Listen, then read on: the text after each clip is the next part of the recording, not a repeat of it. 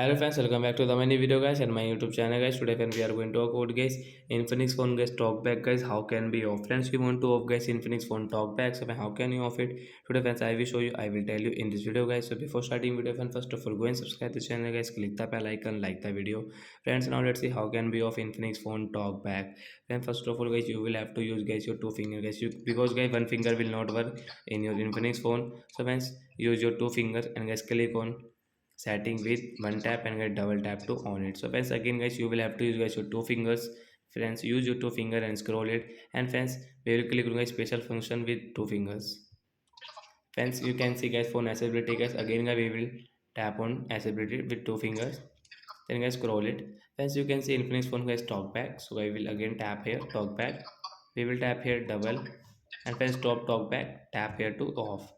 Hence your talkback will off, and guys now guys you can use guys your Infinix phone without this talkback.